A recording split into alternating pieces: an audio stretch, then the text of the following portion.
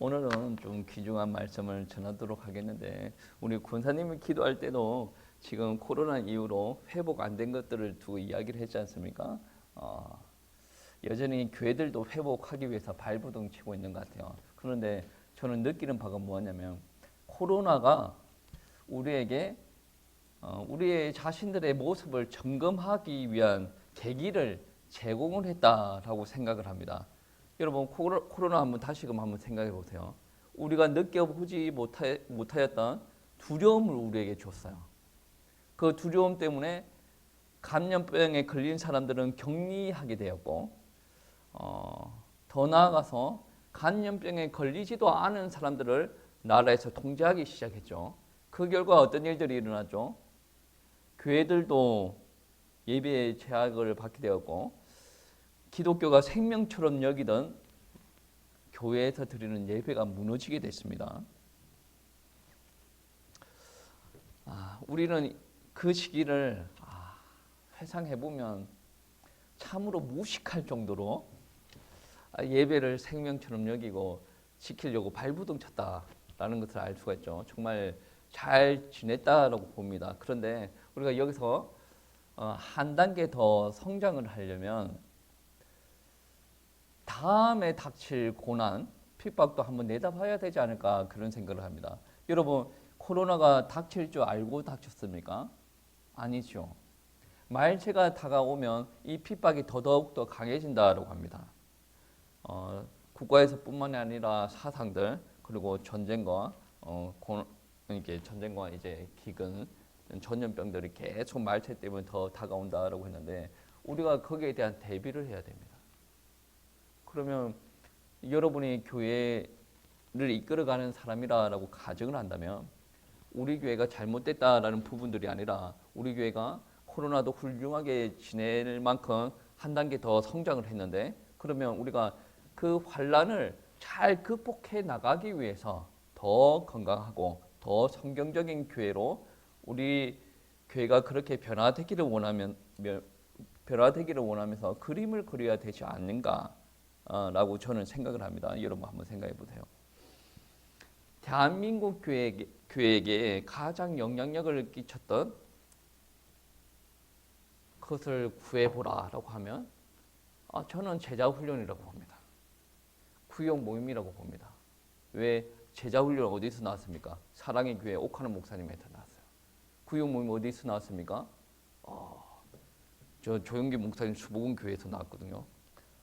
그런 이게 영향력 있는 교회에서 이제 전파를 했기 때문에 대한민국 교회의 영향력이 크게 미쳤단 말이에요. 그런데 우리 교단에 한 1,000명 정도 되는 교회에서 제자 훈련 잘하는 교회입니다. 근데 코로나 마치고 나서 몇 명 남았냐? 200명 남았거든요. 회복하기를 위해서 발버둥 치고 있어요. 그게 뭐냐면 1,000명이 되는 사람이 제자 훈련을 잘 받았단 말이에요.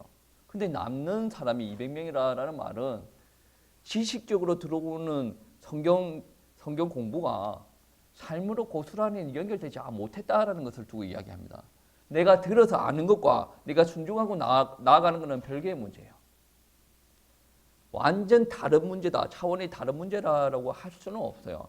알아야 순종을 하기 때문에 듣는 것도 필요합니다. 근데 순종까지 나아가는 것은 또 차원이 다른 문제다라는 것이죠. 여러분, 코로나 때 정말로 한국 교회가 피해를 많이 받았습니다. 한국뿐만 아니라 전 세계 교회가 피해를 많이 받습니다. 반면에 코로나를 겪고 나서 오히려 교회가 튼튼하게 다져진 교회들이 많이 있습니다. 그리고 더 나아가서 교회가 성장한 교회가 있어요. 제가 누차 이야기했지만 한국교회 트렌드 2023 거기를 보면 어떤 이야기를 하냐면, 코로나 이후에 성장한 교회가 있다. 어떤 교회냐? 목장을 하는 교회가 성장을 했다라고 이야기를 합니다. 그러면 목장을 하는 교회가 왜 성장했는지 우리는 봐야 됩니다. 왜? 우리가 하던 교회가 아닌데 자존심 상해가지고 볼 필요 없어. 우리가 하는 거 쭉 하고 나가. 이것처럼 무지한 사람이 없어요. 분명히 코로나 때 교회가 줄어들었는데 잘된 교회를 봐야 될 거 아니에요. 잘된 교회를 보고 저 교회가 왜 잘 되는지 알고 따라가야 되지 않겠습니까? 우리가 한 발 늦었다라고 하더라도 아예 도전을 안 하는 사람들은 정말 고집불통해요. 여러분이 하나님입니까? 말씀대로 다 살고 있습니까? 저도 못 살고 있어요. 아니, 옥하는 목사님이 말씀대로 다 살았습니까? 뭐 조영기 목사님 말씀대로 다 살았습니까? 그렇지 않아요. 어디든 빈틈이 다 발생을 하고 있는데 옥하는 목사님과 조영기 목사님의 단점이 뭐냐면 물론 많이 있겠습니다만 그분의 인격을 지적하는 게 아니에요. 목회의 단점을 이야기하자면 그분들이 목회를 할 때는 교회를 개척하면 성도들을 다 오는 시기였고 오늘날은 그렇지 않아요. 그리고 그 시기에는 전염병이 한 번도 덮친 적이 없어요. 그냥 예배 드리자, 예배에 목숨 걸자 그러면 다 왔단 말이에요. 근데 전염병이 닥치니까 예배에 목숨 걸자 하니까 어떻게 합니까? 장로고 뭐 필요 없어요. 전염병이 도는데 어디 예배? 저는 그 말을 직접 들었거든요. 서울에 있다 어떤 뭐 장로님이 그런다고 저한테 그런 이야기 누가 해줬어요.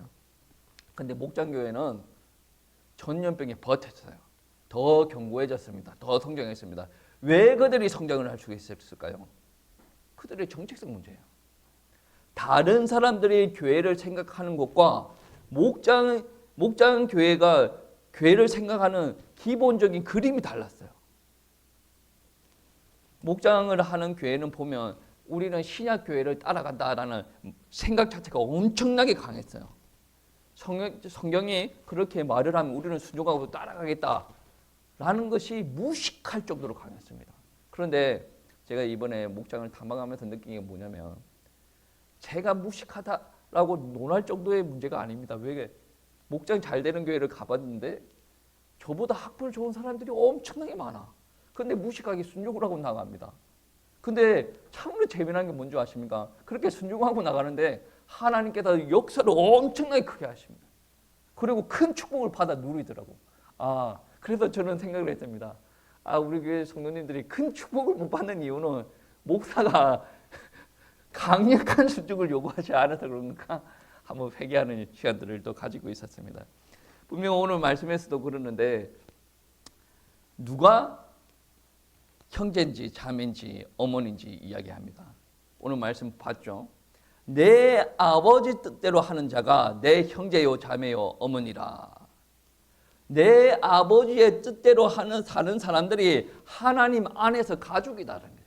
이게 어떻게 보면 교회 이야기를 하는 것이 아닌데 이 멤버들이 어떻게 이루어갑니까? 교회를 이루어가요.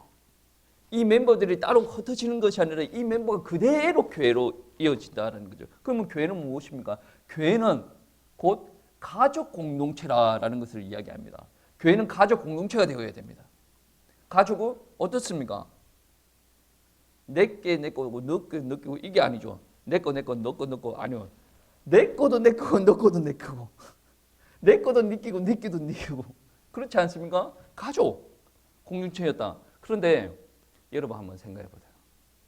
오늘날 교회가 가족 공동체라고 하는데 아니라는 말이 아닌데 참 안타깝게도 교회 안에서만 가족 공동체예요. 너무 안타깝죠.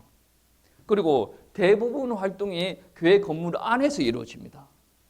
소그룹 모임 그리고 기타 프로그램 예배 모두 교회 안에서 이루어진다라는 것이죠. 그런데 여러분 한번 생각해 보세요. 코로나 시기에 교회 건물을 차단시키니까 어떻게 됩니까? 교회가 엄청나게 축소되는 일들이 벌어졌죠. 왜 그렇습니까? 사고방식이 교회 중심으로, 제가 교회 중심이 나쁘다는 게 아니에요. 모든 일들이 교회 건물 안에서만 이루어져요. 교회 밖에 나가면 별개의 생활들이 진행이 된단 말이에요. 그래서 코로나 이후로 교회가 심각하게 타격을 입었단 말이에요. 여러분, 교회 생활이 교회 안에서의 직책 중심으로 이루어집니다. 이 비정상적인 게 아니거든요. 일 중심으로 이루어집니다. 여기에 단점이 뭐냐면 나는 예수를 믿고 구원받았어요. 그리스도의 같은 지체입니다. 그럼에도 불구하고 교회에 소속감을 못 가지는 경우가 너무나도 많이 있습니다. 왜? 나는 직책을 못 가졌고 나는 교회에서 일을 하지 않기 때문에. 이거 많이 하는 사람만이 익은 줄 이야기를 하는 거거든요. 물론 교회 세워나갈 때 그런 분들은 필요합니다. 그런데 그런 생각만 해서는 되지 않습니다. 그렇다 보니 직책을 가지고 일을 하는 사람들이 중요하다 보니 어떤 일들이 일어나냐면 교회에서 돌아가는 프로그램이 거의 이미 신자인 사람들을 중심으로 돌아갑니다. 어떻게 하면 믿음을 잘 유지할까? 어떻게 하면 신앙생활을 잘하고 어떻게 하면 축복받을까? 프로그램이 다 그런 식으로 돌아갑니다. 신방하는 것도 마찬가지죠. 대형교회 신방은 특별히 안 좋은 사람만 상황이 안 좋은 사람만 신방하는 것이 아닙니다. 1년 딱 시작하면 부목사들이 교구 딱 정해가지고 1년 딱 시작하면 계속 1년 내내 신방을 합니다. 이제 마쳤구나 싶으면 1년 마지막이에요. 신방 물론 그렇게 해서 교회가 유지가 되기도 한데 제가 이야기하는 것은 그거의 단점을 이야기하는 것이 아니라 지금 돌아가는 프로그램 자체가 기신자들을 중심으로 돌아간다는 거죠. 물론 그 사람들을 가르치고 이끌 필요가 있습니다. 중요하죠. 그런데 교회에 받은 사명이 뭡니까? 전도하는 사명이죠. 불신자, 하나님을 모르는 사람들을 전도하고 신앙생활을 하도록 우리가 가르쳐야 됩니다. 그런데 교회 프로그램이 너무 거의 100%에 가까운 게 기신자들 중심으로 프로그램이에요.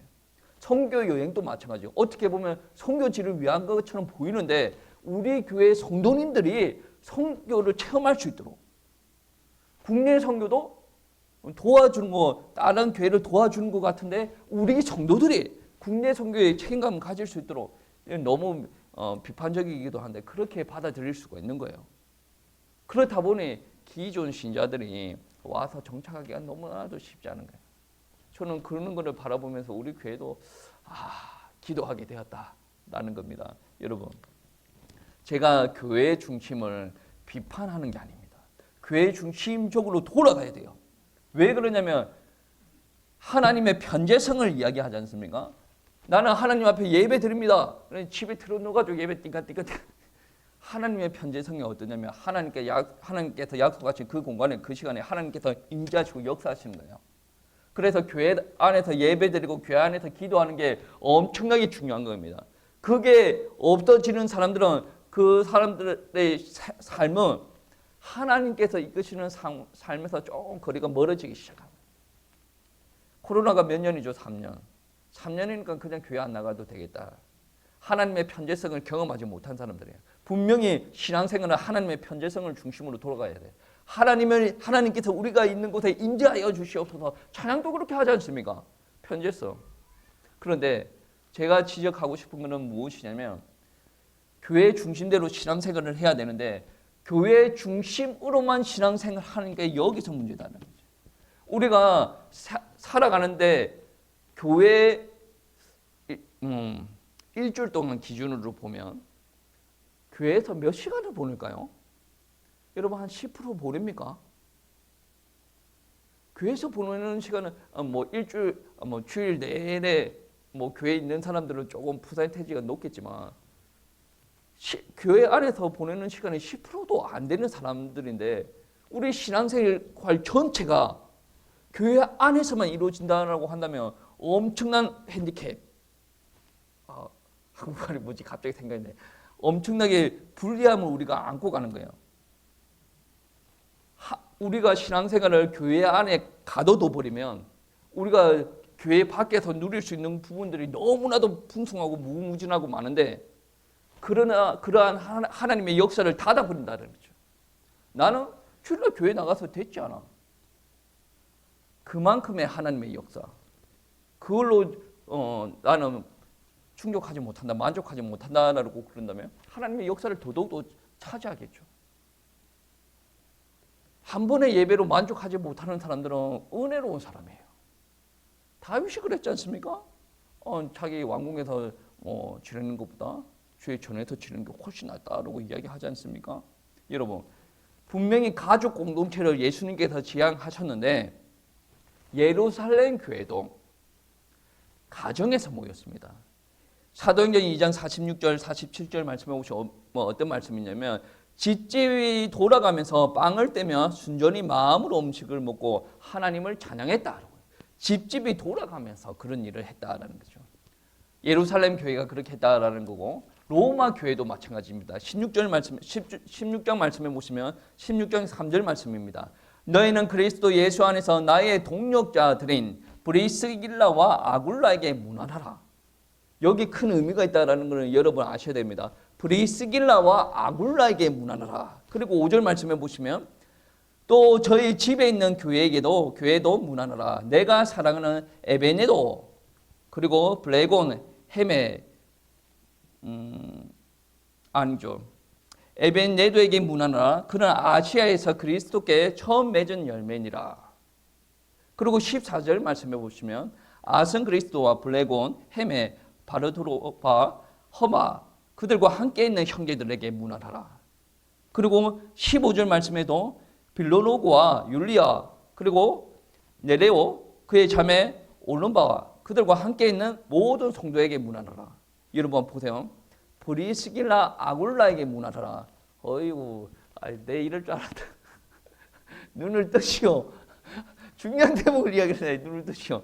예, 브리스길라와 아굴라에게 문안하라는 거죠. 그리고 나서 집에 있는 교회에게 문안하라. 그리고 나서 사람이라 다다다다다 이야기하고 그들과 함께 있는 형제 자매들에게 문안하라. 이런 이야기를 한단 말이에요. 여러분 이게 우리식으로 이해를 하면 되지 않고 그 시대를 한번 바라봐야 이해가 됩니다. 로마 교회라는 건물을 딱 세워놓고 거기 다 들어오는 사람들을 두고 이야기하는 것이 아니라 브리스길라 아굴라 집에 모였어요. 그리고 여러 사람들이 모이는 집이 또 몇 군데가 있었어요. 한 3-4군데가 있었던 것 같아요. 그들에게 문안하라라고 이야기를 하는 겁니다. 그러면 로마 교회는 우리 교회처럼 이렇게 교회 건물이 있는 교회가 아니라 가정 집 자체가 교회였다라는 것을 두고 이야기한다라는 말씀입니다. 그리고 골로새서 보면 4장 15절 말씀해 보시면 라오디가에 있는 형제들 눈바와 그의 여자의 집에 있는 교회에 문안하고 라고 이야기하죠. 집에 있는 교회에 문안하라.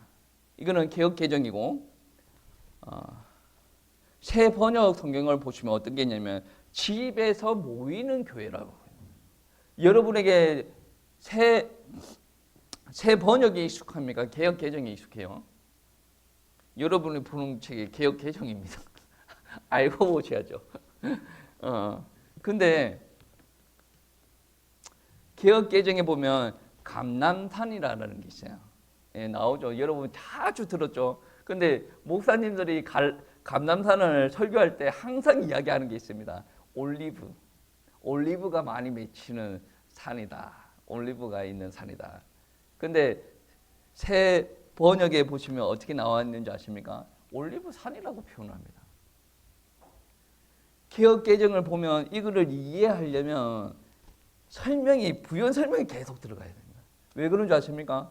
개역 개정은 여러 번의 번역을 거쳤어요.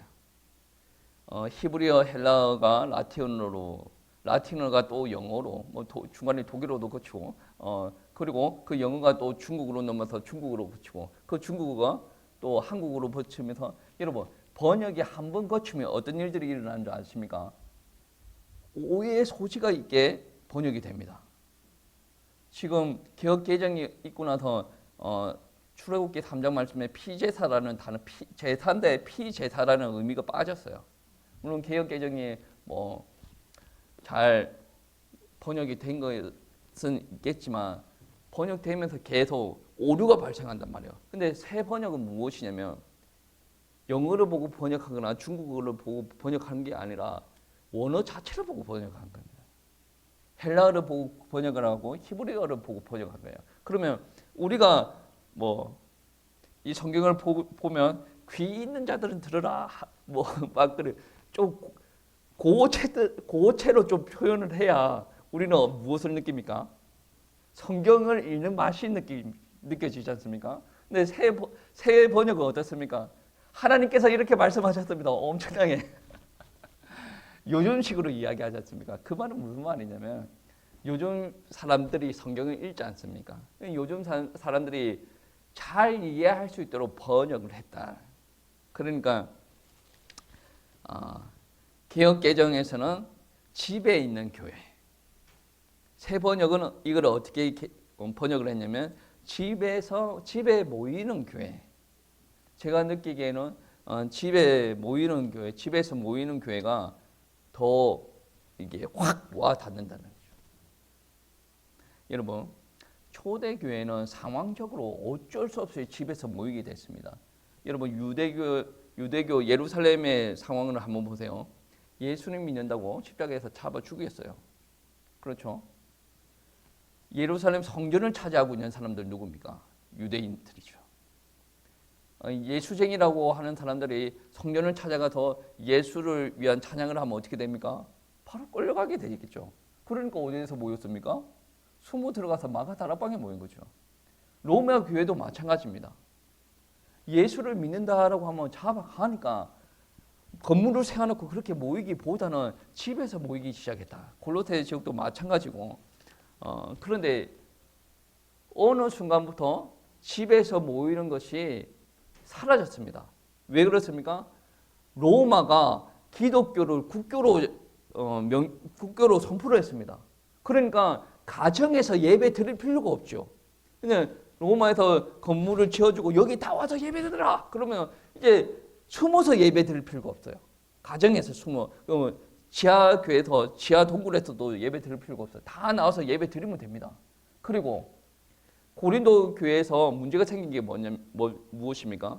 저녁에 와서 예배 드리는데 먼저 온 사람들이 먼저 음식을 먹는 일들이 벌어졌죠. 나중에 온 사람들이 음식도 못 먹는 그런 일들이 고린도 교회뿐만이 아니라 여러 교회에서 그런 일들이 생겼어요. 그러니까 로마에서 국교로 선포를 하였고, 그리고 안 그래도 가정에서 모일 때 이렇고 저렇고 문제가 생겼는데 그런 거 없어도 좋고, 그래 우리 가정에서 모이지 맙시다. 이게 자연스럽게 이루어진 거예요.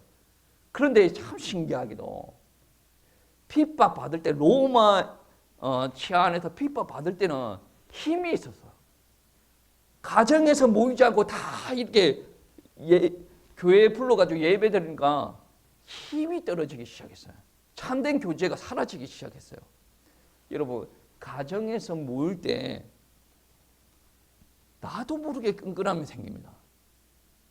가정에서 모일 때 힘이 생깁니다.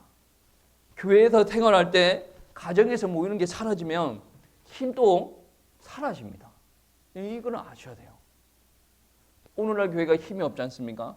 교회 안에서 소속감이 없고 공동체성이 사라지기 시작했다라고 오래전부터 학자들이 이야기했어요. 왜 그렇습니까? 딱 우리 삶의 영역에서 바리케이트를 막 쳐놓고 그 이상은 넘어오지 말아라. 나도 넘어가지 않을게. 개인주의, 프라이버시를 존중하는 사회가 오늘날 사회예요. 그러니까 힘이 안 생기는 거예요. 여러분, 어떻게 보면 조영계 목사님이 이야기했던 구역 모임도 가정에서 모이지 않습니까?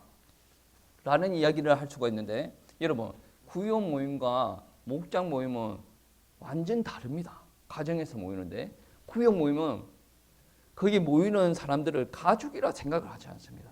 그냥 손님이라고 생각하지. 그리고 구역 모임은 그 자체를 교회라고 인정하지 않습니다. 그냥 소그룹 모임이지 교회라고 인정하지 않거든요. 근데 목장은 가족으로 생각해요.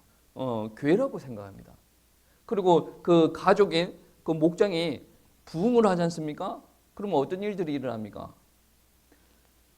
기쁜 마음으로 다시 늘어난 그 성도님들을 분가를 시키는 일들이 벌어지죠.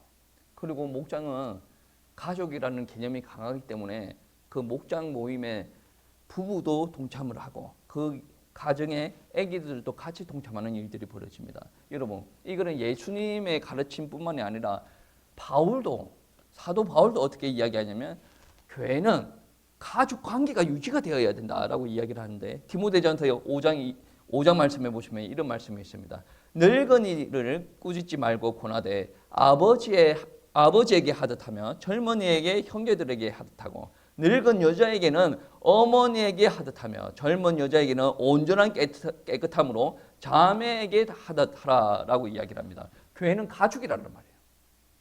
나이 많은 사람들을 그냥 어르신이라고 이야기하지 않고 어머니라고 이야기하고, 나이 많은 남자에게는 아버지라고 이야기를 합니다. 오늘 말씀에서 젊은 여자를 음탕한 마음을 가지고 저 여자를 바라보지 말고 깨끗한 마음으로 자매에게 대하듯 하라. 가족입니다. 가족. 교회는 가족입니다. 근데 그냥 가족이 됩니까? 우리는 다 같이 가족입니다. 모여서 으쌰으쌰 하시다 가족입니다. 아니요. 가족이 되는 연결고리가 있단 말이에요. 어떤 연결고리입니까? 하나님의 사랑입니다. 예수 그리스도의 사랑입니다. 나는 하나님의 사랑으로 말미암아 예수 그리스도의 십자가의 은혜가 믿어지게 되거든요. 그 예수 그리스도께서 십자가에서 흘리신 피로 말미암아 나는 죄 사함 받고 하나님의 자녀가 되었습니다. 나는 새로운 피조물이 되었습니다. 나만 그렇게 됐습니까? 여러분도 그렇게 되지 않았습니까? 그러니까 이게 이때까지 살아왔던 생활 방식들이 하나님을 만나고 나니까 그게 아닌가 봐 라는 게 되는 거예요. 나의 생각이 바뀌는 게 아니고 내 영혼 자체가 바뀌는 거예요. 이런 과정에서 성령님께서 내 안에 거하게 되는 겁니다.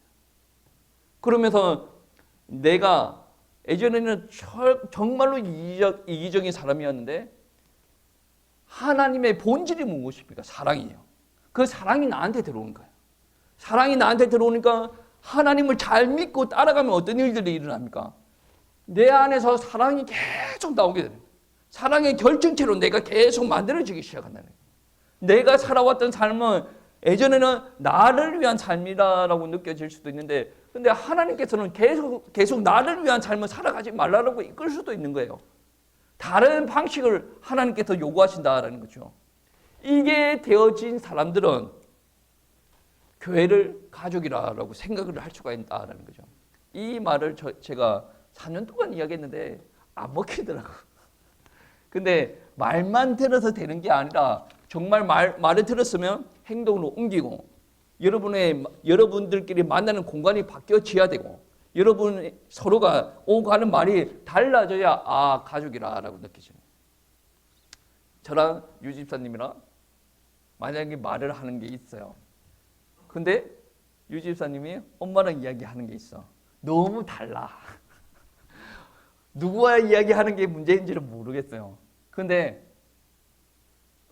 뭔가 장벽이 있다라는 것을 이야기하는 거죠. 그러면 가족이 되어지려면 저 두 분은 이야기 안 해도 해. 이미 가족이니까 본인들이 그렇게 생각을 하고 있어. 근데 유 집사님이 내가 가족이 되려면 뭐가 있으면 거리가 멀어. 그럼 이게 가까워져야 돼. 가까워지려면 어떻게 합니까? 보내는 시간과 대화가 있어야 되는 거고.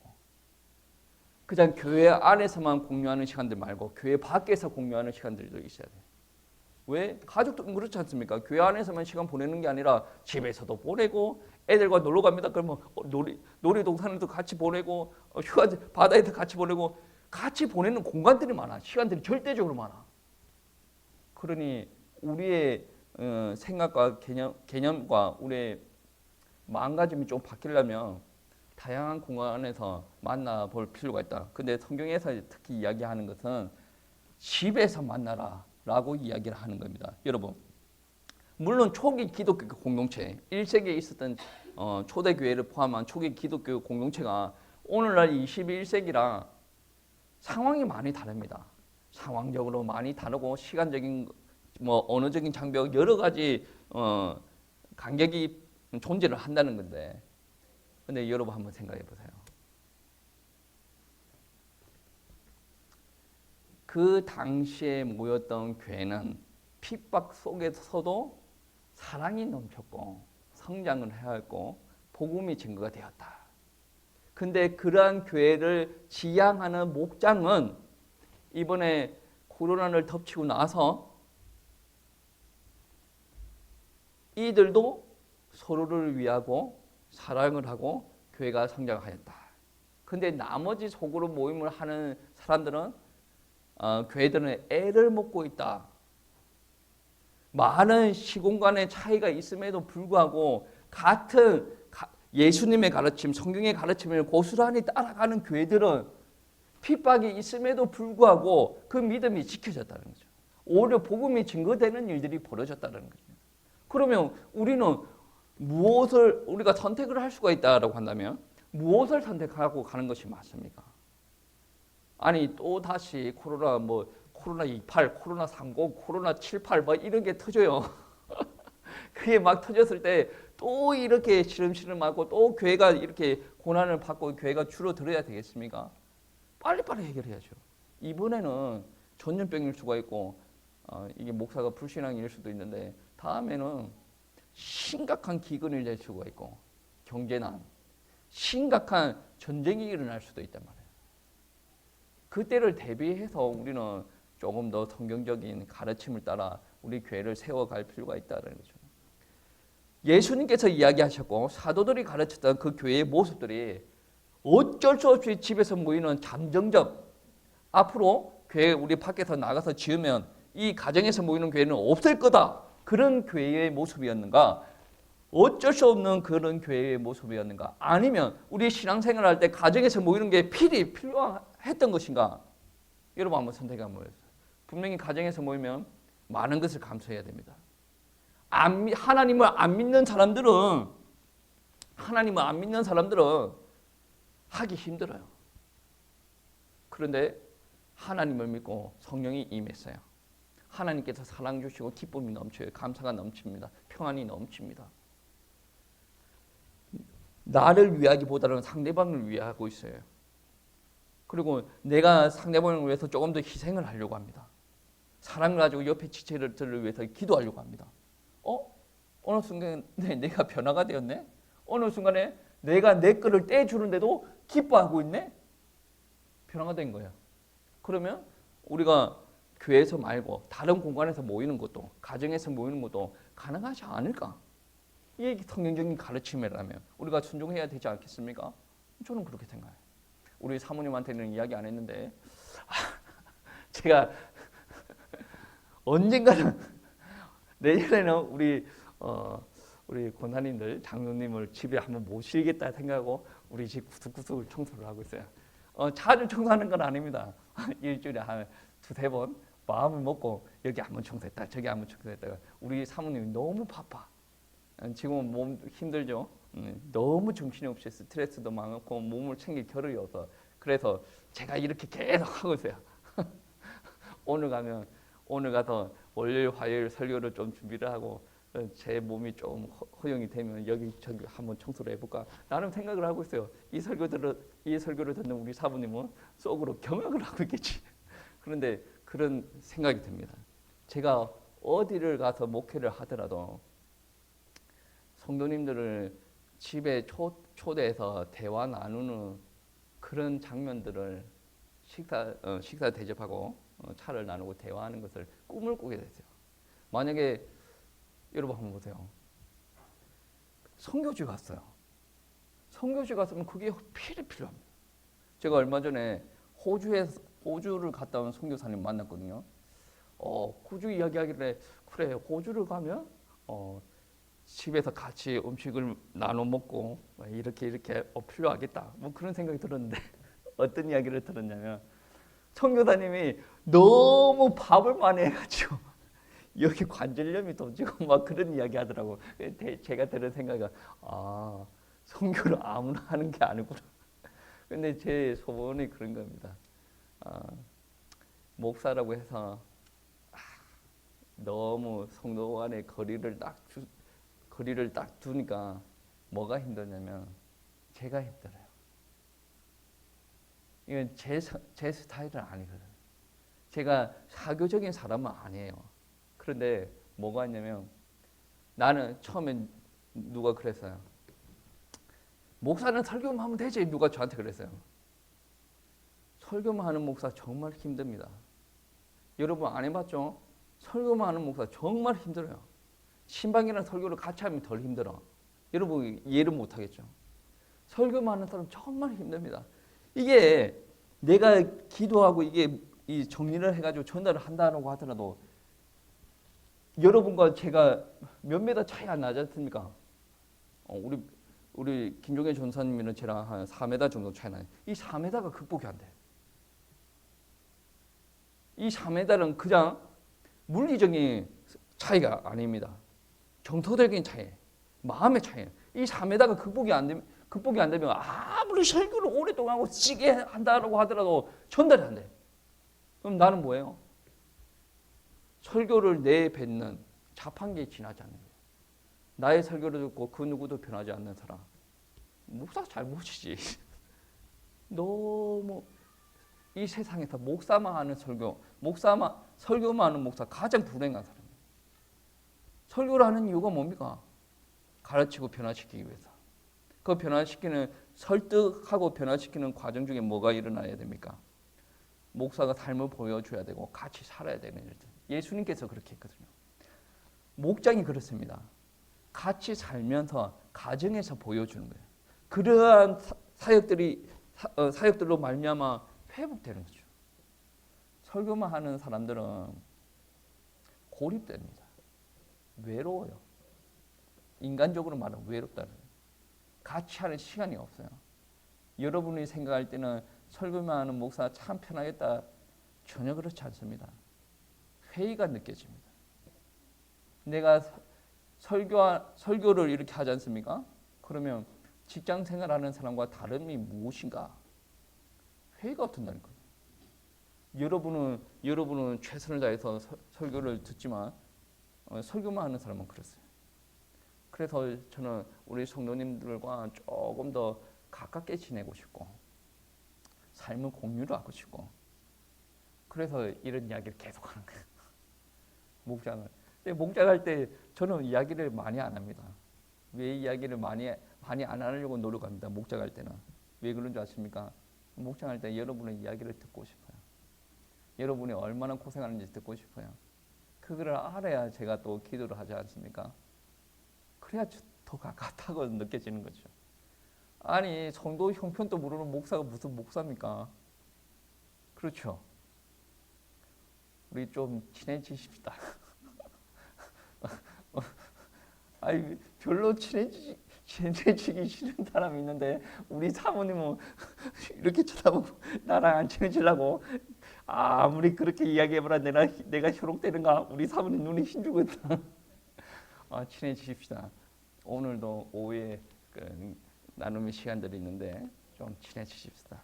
저도 마음의 문을 좀 빗장을 풀고 대할 테니 여러분도 같이 빗장을 풀고 서로 알아가는 시간들이 있었으면 좋겠습니다.